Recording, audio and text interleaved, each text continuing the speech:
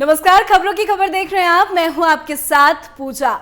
उत्तर प्रदेश में अगले साल होने वाले विधानसभा चुनाव के लिए बीजेपी ने तैयारियां तेज कर दी हैं। बीजेपी के दिग्गजों ने अभी से ही तमाम समीकरणों पर काम करना शुरू कर दिया है, क्योंकि इस बार का यूपी चुनाव बीजेपी की साख और नाक का सवाल है। इसका सबसे बड़ा कारण है 2024 में होने वाले लोकसभा चुनाव, क्योंकि जो भी यूपी विधानसभा चुनाव में बाजी मारेगा वही 2024 में देश की कमान संभालेगा।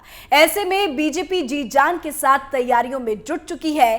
खासकर बीजेपी के चाणक्य कहे जाने वाले अमित शाह ने खुद मोर्चा संभालते हुए रणनीतियां बनानी शुरू कर दी है। हाल ही में बीजेपी के चाणक्य कहे जाने वाले और केंद्रीय गृह मंत्री अमित शाह यूपी पहुंचे थे, जहां उन्होंने ये साफ कर दिया था कि यूपी में 2022 चुनाव में बीजेपी का चेहरा योगी आदित्यनाथ ही होंगे। साथ ही उन्होंने बीजेपी की टीम को होमवर्क दिया था। अमित शाह ने सभी प्रभारियों और सह प्रभारियों को हर विधानसभा क्षेत्र में जाकर ग्राउंड रिपोर्ट तैयार करने के लिए कहा।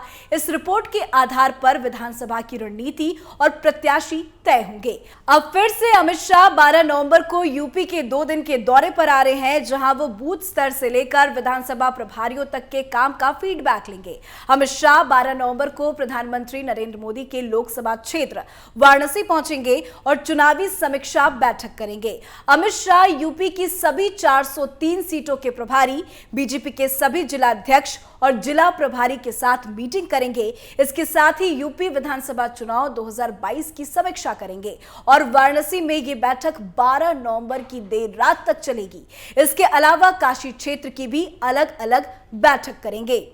इसके अलावा गृह मंत्री अमित शाह 13 नवंबर को आजमगढ़ में जनसभा को संबोधित करेंगे। आजमगढ़ समाजवादी पार्टी के राष्ट्रीय अध्यक्ष और उत्तर प्रदेश के पूर्व मुख्यमंत्री अखिलेश यादव का संसदीय क्षेत्र है और इसे सपा का गढ़ माना जाता है। 2019 के लोकसभा चुनाव में बीजेपी ने अखिलेश के खिलाफ भोजपुरी स्टार दिनेश लाल यादव यानी कि निरहुआ को उतारा था। हालांकि उन्हें कुछ वोटों से हार का सामना करना पड़ा था। बता दें आपको कि 2017 विधानसभा चुनाव की तरह इस बार भी शीर्ष नेतृत्व ने पार्टी को जीत दिलाने के लिए जो रणनीति तैयार की है, उसके पीछे अमित शाह की बड़ी भूमिका है और वो मुख्य रणनीतिकर्ता के तौर पर मोर्चा संभाले हुए हैं। पिछले यूपी विधानसभा चुनाव के समय अमित शाह बीजेपी के अध्यक्ष थे और उनके नेतृत्व में बीजेपी को उत्तर प्रदेश में शानदार जीत मिली थी। हालांकि राजनीतिक विशेषज्ञ का मानना है कि इस बार उनके आगे चुनौती पहले से बड़ी है, क्योंकि इस बार भी मुकाबला सपा से ही है। कई चुनावी सर्वे में भी बीजेपी और सपा के बीच ही मुख्य मुकाबला माना जा रहा है। बीजेपी उत्तर प्रदेश को 6 जोन के लिए अलग अलग चुनाव और संगठन प्रभारी की देखरेख में चुनावी रणनीति पर काम कर रही है। बीजेपी की रणनीति त्रिस्तरीय है। एक तरफ पार्टी पूरी तरह से जाति समीकरण को साध रही है, तो वहीं पश्चिमी यूपी में ध्रुवीकरण की राजनीति भी चल रही है, तो वहीं तीसरी तरफ विकास का मुद्दा साथ साथ चल रहा है। बीजेपी जनता की उस नब्ज को टटोल रही है और मैसेज देने की कोशिश कर रही है कि सपा के कार्यकाल में केवल मुसलमानों और यादवों की सुनवाई होती थी, बसपा से एक समान दूरी रखी जा रही है। वहीं कांग्रेस को निशाना तो बनाया जा रहा है, लेकिन टारगेट जो है वो सिर्फ और सिर्फ सपा है।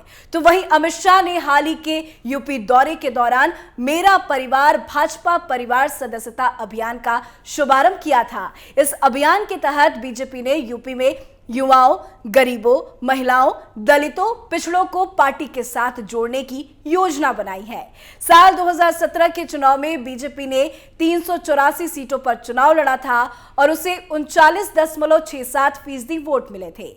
बीजेपी ने 312 सीटों पर जीत दर्ज कर प्रचंड बहुमत हासिल किया था।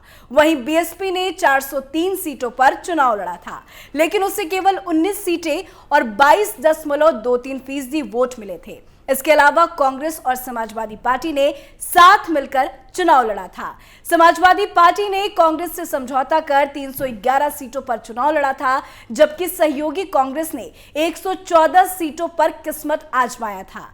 चुनाव में सपा को केवल 47 सीटें ही मिली थी और उसको 21.82% वोट मिले थे। वहीं कांग्रेस केवल 7 सीटें ही जीत पाई थी और उसे 6.25% वोट मिले थे। बता दें आपको कि अमित शाह की रणनीतियों का ही नतीजा है कि बीजेपी यूपी में वापस वापसी कर रही है। अमित शाह ने 2014 के लोकसभा चुनाव में प्रभारी रहते बीजेपी को जीत दिलाई थी और वहीं 2017 के विधानसभा चुनाव में बतौर पार्टी अध्यक्ष सत्ता से 15 साल का वनवास खत्म कराने में कामयाब रही है। 2017 के चुनाव में बीजेपी को 312 सीटें मिली थी, जबकि एनडीए को 325 सीटें।